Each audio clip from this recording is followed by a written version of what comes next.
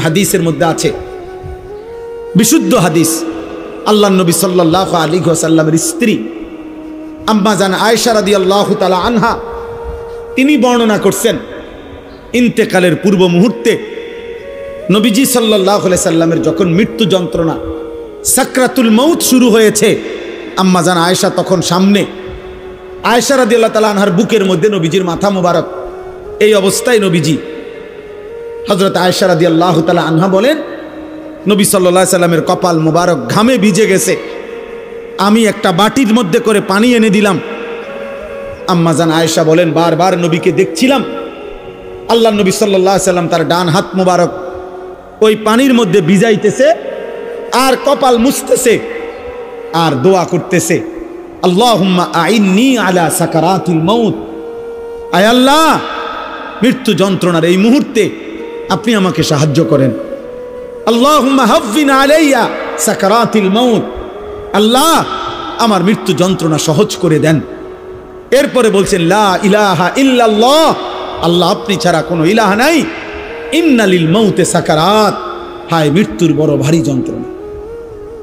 এই কথা বারবার বলতেছিলেন, অথচ তিনি মুহাম্মদুর রাসূল সাল্লাল্লাহু আলাইহি সাল্লাম, অথচ তিনি নিষ্পাপ, তিনি মাসুম, তিনি নিষ্পাপ। অতএব প্রত্যেককেই মৃত্যু যন্ত্রণা ভোগ করতে হবে, ইমানদার হলেও ইমান। কিন্তু ওই যে বললাম, উনার এই যন্ত্রণা হচ্ছে ঠিক আছে, কিন্তু উনার এই যন্ত্রণার মধ্যেই তিনি রব্বুল আলামিনের মুলাকাতের স্বাদ পাচ্ছিলেন। এজন্য ওই হাদিসের মধ্যে এটাও আছে যে নবীজি সাল্লাল্লাহু আলাইহি সাল্লাম এরপরে এই দোয়া এগুলা পয়রা বারবার বলতেছিলেন, বালির রফিকাল আলা, বালির রফিকাল আলা, বরং আল্লাহর সান্নিধ্য, বরং বন্ধুর সান্নিধ্য, বরং বন্ধুর সান্নিধ্য। হাদিসের ব্যাখ্যার মধ্যে আছে, এই বরং বলতেছে কেন? বরং বন্ধুর সান্নিধ্য মানে কি? মানে বুঝাইতেছেন মালাকুল মউত আজরাইল ওনাকে বলতেছিলেন, ইয়া রাসূলুল্লাহ দুনিয়ায় আর কয়দিন থাকবেন নাকি রবের কাছে যাবেন? তা আল্লাহর নবী বলতেছেন, বরং বন্ধুর কাছেই যেতে চাই। কষ্ট হোক, সাকরাতুল মউত হোক, কিন্তু মুলাকাত চাই মালিকের, মুলাকাত চাই বন্ধুর। এই জন্য আমরা কিতাবে পড়ছি হযরত ইব্রাহিম আলাইহিস সালাম, ওনাকে মালাকুল মউত আজরাইল আসছে, আয়েশা বলছে আপনার জান কবজ করতে চাই, আপনি অনুমতি দেন। হাদিসের মধ্যে আছে প্রত্যেক নবীকে মৃত্যুর পূর্বে মালাকুল মউত জানায়, অনুমতি চায়। অনুমতি না নিয়ে কোনো নবীর জান কবজ করা হয় নাই। তো ইব্রাহিম আলাইহিস সালাম বললেন, আজরাইল আমার একটা ছোট্ট প্রশ্ন আছে আল্লাহর কাছে, তুমি একটু জিগাইয়া আসো। যাও তুমি জিগাও। তো আজরাইল মালাকুল মউত বলছে, আচ্ছা বলে, তো তুমি গিয়া বলবা আল্লাহর কাছে, আয়াকবিজুল খলিল রুহা খলিলিহি, আল্লাহকে জিজ্ঞাসা করবা গিয়া যে ইব্রাহিম জানতে চাইছে কোন বন্ধু কি বন্ধুর জান কবজ করে? বন্ধু বুঝি বন্ধুরে মাইরে লাগে? আমি না আপনার বন্ধু? ইব্রাহিম আলাইহিস সালাম কার বন্ধু? কথা বলে না, আল্লাহর বন্ধু কিনা? তো ইব্রাহিম আলাইহিস সালাম বলতেছে, যাও গিয়া জিগাও কি বন্ধু এটা, বন্ধু বন্ধুরে মারতে কয়? বন্ধু বুঝি বন্ধুর জান কবজ করে? সুবহানাল্লাহ। আল্লাহ তাআলা তখন বললেন, জিব্রাইল, আরে আজরাইল, মালাকুল মউত, তাহলে এক কাজ করো, তোমারে আমি আরেকটা প্রশ্ন করতেছি ইব্রাহিমকে বলার জন্য, তুমি হেইটা গিয়া কও, যাও আবার যাও।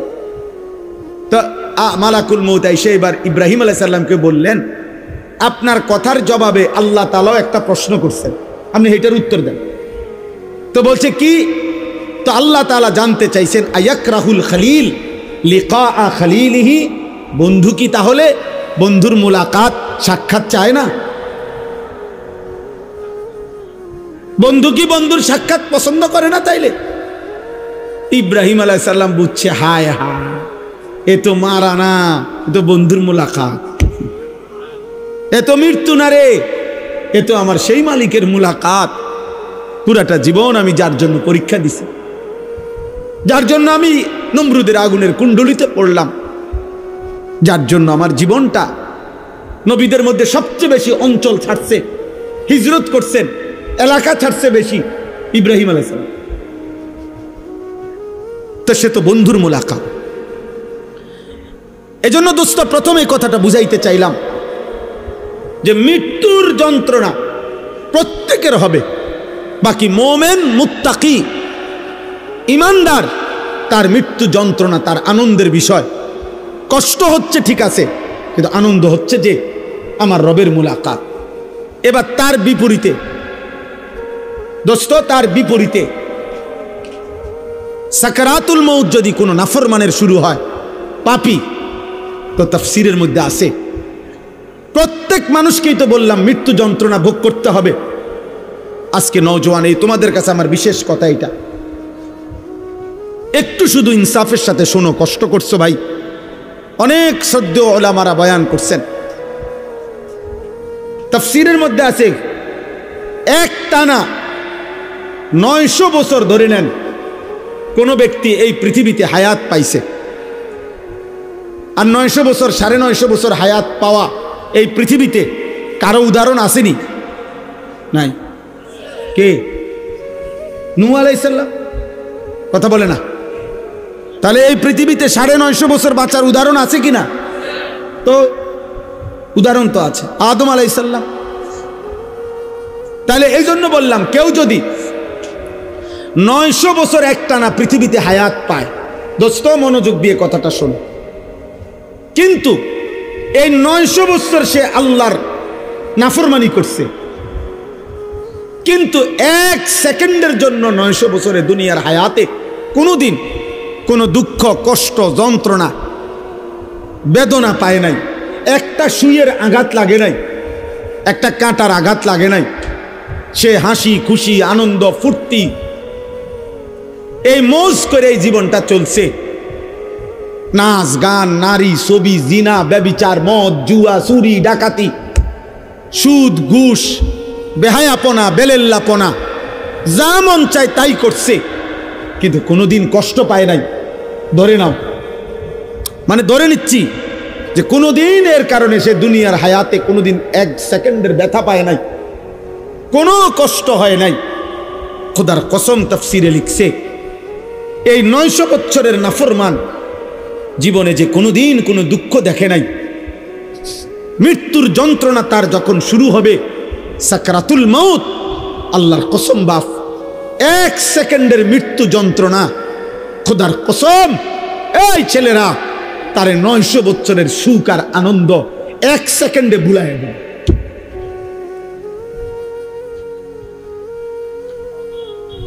কবরের আযাব পরে, জাহান্নামের আযাব পরে, হাসরের আযাব দোস্ত আমার পরে, এগুলো তো আছে সামনে, কিন্তু 1 সেকেন্ডের মৃত্যুর যন্ত্রণা এখনো জান কবজ হয় নাই, শুধু মৃত্যুর যন্ত্রণা শুরু হয়েছে।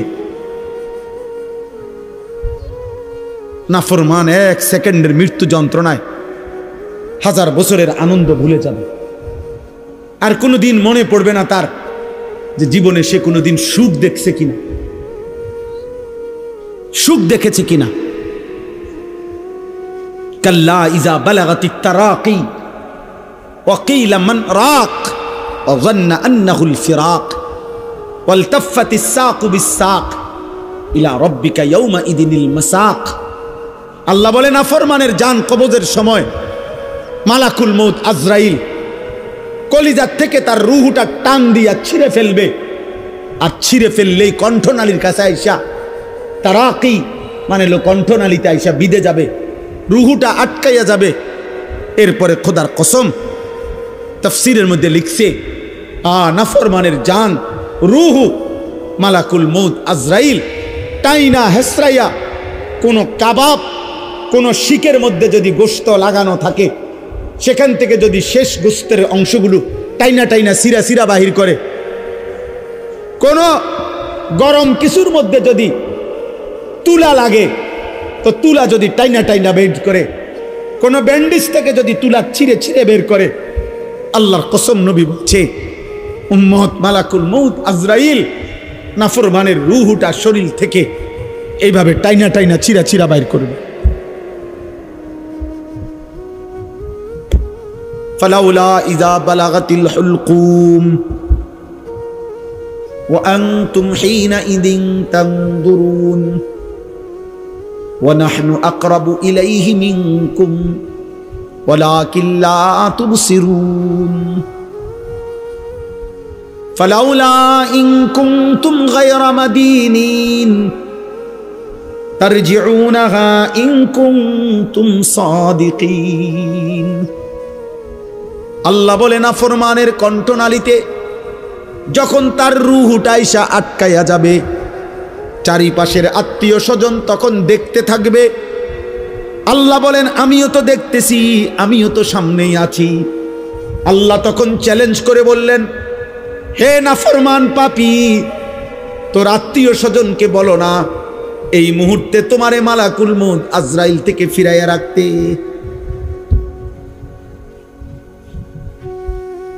অতএব প্রিয় ভাইয়া, কবরের আযাব তো সামনে, জাহান্নামের আযাব তো সামনে। এক সেকেন্ডের মৃত্যু যন্ত্রণাও তো তুমি সহ্য করতে পারতা না। হযরত আমর ইবনুল আস রাদিয়াল্লাহু তাআলা আনহু, নবীজির বিখ্যাত সাহাবী, ওনাকে বলা হয়েছিল মৃত্যুর পূর্বে ওনার ছেলে, উনি ইমানদার, উনি সাহাবী, ওনার ছেলে আব্দুল্লাহ ইবনে আমর ইবনুল আস, উনিও সাহাবী। ছেলে বলতেছিলেন মৃত্যুর পূর্বে, আব্বা আপনার কাছে এই মুহূর্তে, শেষ মুহূর্তে মৃত্যু যন্ত্রণা কেমন মনে হইতেছে?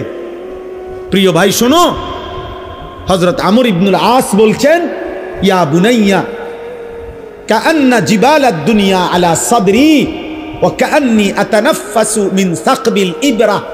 এই কিতাব আমার কাছে গাড়িতে আছে। ওয়া জাআত সাকরাতুল মাউত বিল হক, এটাই কিতাবের নাম। আমার কাছে একটা আরবি কিতাব আছে, এই কিতাবের নামে এটা, এই কিতাবে লিখছে। হযরত আমর ইবনে আস বলে, পুত, এই বাপ সন্তানকে বলছে, বাবা রে, আমার মনে হচ্ছে কাআন্না জিবালাদ দুনিয়া, দুনিয়ার সমস্ত পাহাড়গুলো আমার বুকে চাপ দিয়ে রাখছে। কাআন্না জিবালাদ দুনিয়া আলা সাদরি, মৃত্যু যন্ত্রণা আমার মনে হচ্ছে দুনিয়ার পাহাড়গুলো আমার বুকে চাপ দিয়ে রাখছে রে ফুল। ওয়া কাআন্নি আতানাফাসু মিন সাকবিল ইবরা, আর আমি যেন এই পাহাড় চাপা অবস্থায় আমি যেন সুইয়ের ছিদ্র দিয়া, সাকবিল ইবরা, সুইয়ের ছিদ্র দিয়ে আমি যেন একটু একটু নিঃশ্বাস নিতেছি। আমার ছেলেরা, আমার কিশোর, আমার নওজোয়ান, আমার 16 বছরের সন্তান, এত অল্প বয়সে তুমি এত গুনাহ, এত নাফরমানি কেমনে করছো বাপ? তুমি কেমনে সহ্য করবে আব্বা? আমার 16 বছরের সন্তান আছে। আমার প্রথম সন্তানের বয়স 16 বছর বরাবর। এই জন্য 16 বছর বয়সী ছেলে তুমি আমার সন্তান। তার চাইতে একটু বয়স্ক, একটু বেশি যাদের বয়স 18, 20, 22, 25, প্রিয় সন্তান, তুমি আমার ছোট ভাই। তুমি বলো, গত 365 দিনে তোমরা কোনো দিন যারা ফজরের নামাজ পড়ো নাই, আমার সন্তান, কেমনে তুমি মৃত্যুর এই যন্ত্রণা সহ্য করো? বলো ভাই।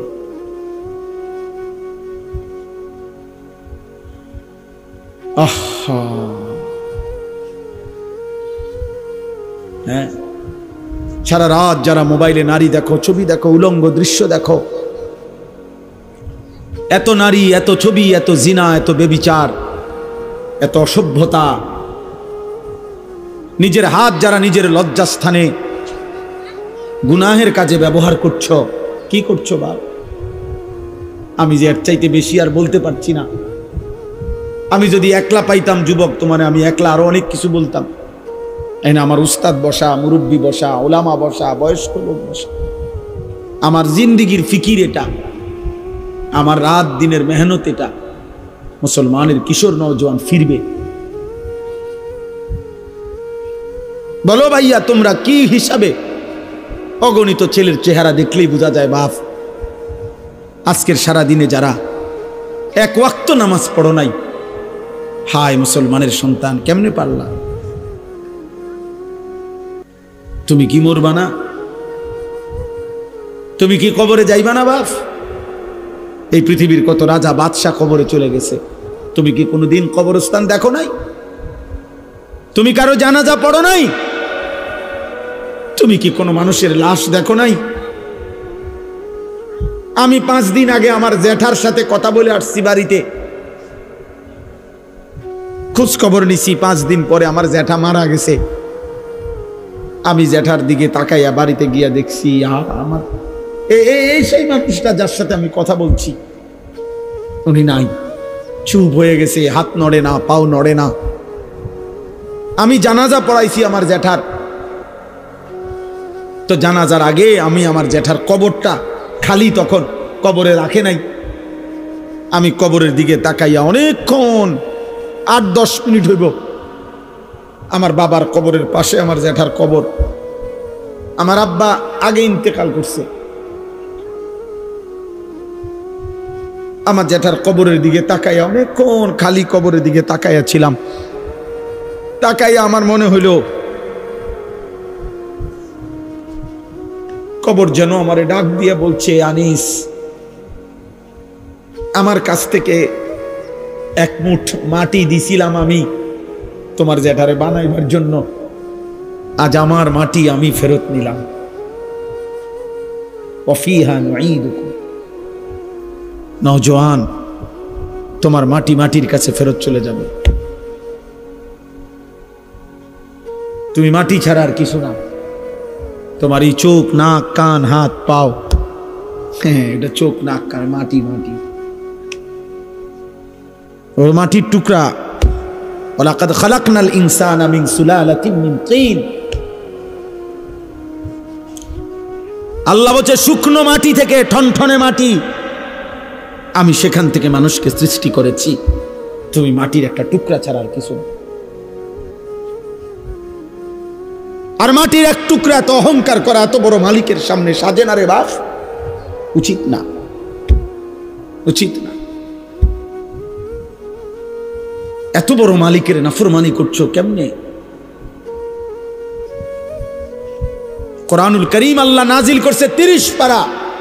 এতগুলো কথা আল্লাহ কোরআনে বলছে, 30 পারা নবীর জবান দিয়ে বলাইছে। 23টা বছর কোরআন শরীফে আছে, ফাবি আইয়ি হাদিসিন বাদাহু ইউমিনুন। আল্লাহ বলছে, বান্দা বল না রে, আমি আর কেমনে বললে, আর কোন কথা বললে, আর কতবার বললে বান্দা তুমি আমার কথা মেনে নিতা? এই নাফরমান, এই বেনামাজি, দাঁড়া, এখন দাঁড়া। ফজরের নামাজ পড়ো না যারা, গত 1 বছর ধরে হাইওয়ান, মুসলমানের বাচ্চা এত নিকৃষ্ট হয়? তোর কোনো মা নাই, তোর কোনো বাপ নাই বেটা, তোর কোনো আল্লাহ নাই, তোর কোনো নবী নাই, তোর কোনো ধর্ম নাই, নাফরমান। জীবন মানে হুদা বাত, জিন্দিগি মানে শুধু বাত, জীবন মানে শুধু ঘুম, জীবন মানে শুধু পেশাব পায়খানা, জীবন মানে শুধু লজ্জাস্থানের চাহিদা পূরণ। এগুলো তো কুত্তারও পূরণ হয়। এই নাফরমান, খানা তো কুত্তাও খায়, ঘুম তো কুত্তাও যায়, পেশাব পায়খানা তো কুত্তারও হয়, লজ্জাস্থানের চাহিদা তো কুকুরও পূরণ করে। কুকুরের বাচ্চা হয় না? কথা বলে না, কুত্তার বাচ্চা হয়নি তো কুকুরের বাচ্চা হয়, মানেই তো তার চাহিদা পূরণ না হইলে বাচ্চা হয় কেমনে? তো তুমি এটা কি ভাবছো বাপ? 1 ওয়াক্ত নামাজও পড়তা না, কেমনে বাঁচবা? ফাকাইফা তাত্তাকুনা ইন কাফারতুম ইয়াওমান ইয়াজালুল বিলদানা শিবা। আল্লাহ বলে, বান্দারে আমার, কেমনে রে বান্দা এত নাফরমানি করছো? আল্লাহ বলে, সেদিন হাসরের দিন আমার বান্দা কেমনে রে বাঁচবা? বান্দা এত নাফরমানি, এত মিথ্যা, এত চুরি, এত জিনা। এক মুমিন মুসলমান দাবি করে 30 বছর ধরে সুদ খাও। মুসলমান বুঝি 30 বছর সুদ খায়? মুসলমান কেমনে 30 বছর নাচ গান দেখে? মুসলমানের মা, মুসলমানের বোন কেমনে 20 বছর ধরে বেপর্দা?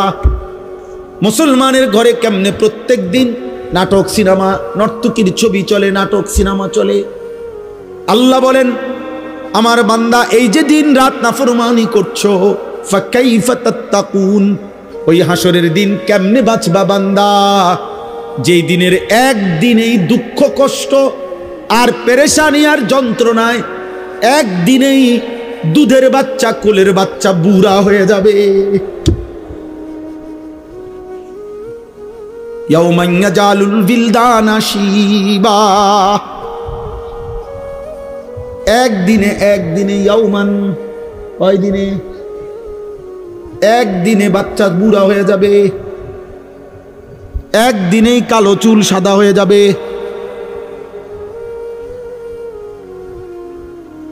খামখেয়ালি করো না বাপ, শেষ কথা শেষ।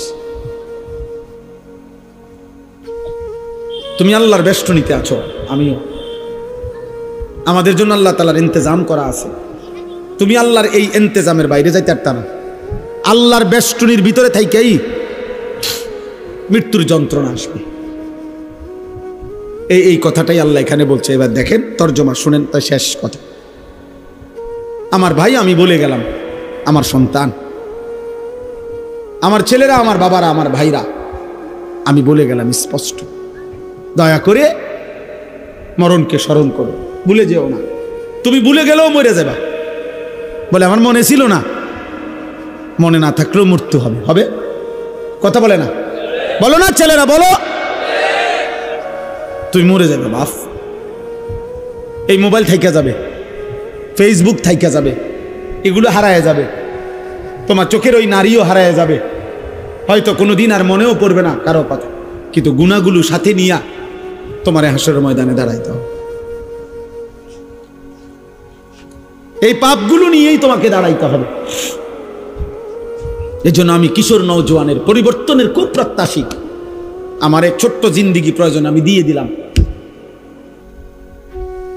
কিন্তু আমার একটা আশা, মুসলমানের নওজোয়ান তোমরা ইনশাআল্লাহ ফিরলে, তোমরা যদি ফজর নামাজ পড়ো, এই এতগুলো ছেলে ইনশাআল্লাহ কদর কসম ইসরায়েলের কুত্তাদের কলজা সুদ্ধা নড়ে উঠবে ইনশাআল্লাহ। সেজদাবিহীন বিজয় আসবে না বন্ধু। স্লোগান দিলে হবে না, শুধু স্লোগান দিলে। স্লোগান আমিও দিতাম, জানি। আমি ছাত্র জীবনে স্লোগানে সেরা ছিলাম। ঢাকা চৌধুরীপাড়া যখন পড়তাম দাওড়ার কাম থেকে গিয়া, তখন স্লোগানে সেরা ছিলাম। হুজুররা আমারে স্লোগানের জন্য নিত, উড়ে লেতাম ফেরু স্লোগান দিয়া। আলহামদুলিল্লাহ। আমার বড় ভাই, আমার মনে আছে, বড় ভাই আনি চল স্লোগান, চলেন ভাই, উড়ে এলাম কোনান দিয়ে উড়াইতে। 2-4 ঘন্টাও মিছিল করতে পারতাম, একটা না, কোনো বিশ্রাম ছিল না। স্লোগান দিয়ে হবে না দোস্ত, শুধু কলিজার খুন, কপালের এই সেজদা মালিককে দিতে হবে। ভাইয়া, আরো 100 বছর চেষ্টা করেও কাফের বেঈমানদের সমপরিমাণ অস্ত্র, কাফের বেঈমানদের সমপরিমাণ ক্ষমতা, দুনিয়াবি আসবাব আমাদের হবে না। আমাদের বিজয় আমাদের ওই রবের কাছে। আমাদের উপরে যিনি, তিনি আমাদের জন্য যথেষ্ট। আমরা যদি যথাযথ চোখের পানি দিতে পারি, আমরা যদি চোখের পানি ফেলতে পারি, সেজদা দিতে পারি, ইনশাআল্লাহ বিজয় আসবে। গাজাবাসী সন্তান খুব কষ্ট পাইতেছে বাপ। আজকেও পত্রিকা আসছে, সব পত্রিকা। গতকালকে বৃহস্পতিবার গাজার প্রায় 4.5 লক্ষ মানুষ, তারা আবার শেষবারের মতো ইসরায়েলের বেঈমান কুত্তারা বলছে, গাজাবাসীরে মাইকিং করে শুনাই দিছে, তোমাদেরকে পলায়নের জায়গা ছেড়ে দেওয়ার শেষ সুযোগ দেওয়া হলো, এরপরে আর বাঁচতে দেওয়া হবে না। ছোট ছোট মাসুম বাচ্চা নিয়ে মহিলারা খালি পায়ে, আজকের পত্রিকাতেও আসছে যে এরা হাঁটতেছে, ওরা জানে না ওরা কোথায় যাবে, ওরা জানে না।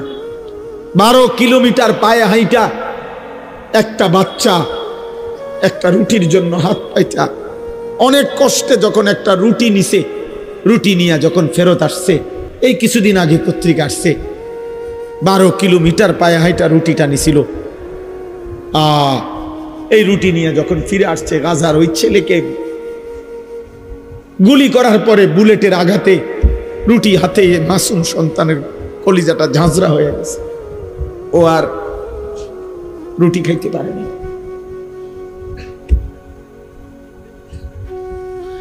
আর তোমরা নারী দেখো, ছবি দেখো, তোমরা আর সেজদা দিও না, তোমরা উলঙ্গ দৃশ্যই দেখো।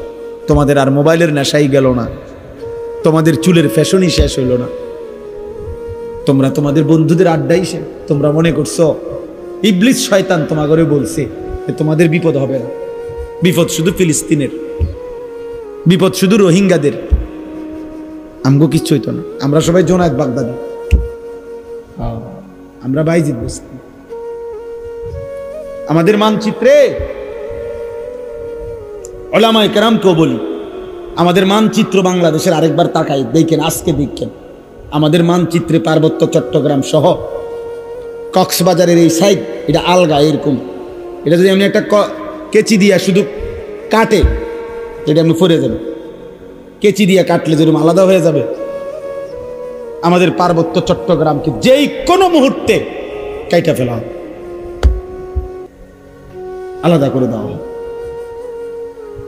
এই যে কয়েকদিন টানা খাগড়াছড়িতে রক্তের বন্যা বইতেছে, বাংলাদেশে কোন কারফিউ, আর্মি, সেনাবাহিনী কিছু দিয়ে পারতেছে না তেমন, বুঝছেন? কোন বিবেকবান উত্তরবঙ্গের খবর নিয়েন, রংপুর জেলার, রংপুর বিভাগের 8টি জেলাতে কসম খোদার প্রতিদিন মুসলমান খ্রিস্টান হইতেছে। আমি নিজে গত বছর এক চিল্লা পুরা 40 দিন দিনাজপুর ছিলাম, 40 দিন ছিলাম। আমি রন্ধ্রে রন্ধ্রে আমার গাড়িটা দিয়া, আমার গাড়ি সহ চিল্লা দিছে, ড্রাইভার সহ পুরাটা জেলা চষে বেড়াইছে, 3 জেলা অনবরত দৌড়াইছে 40 দিন।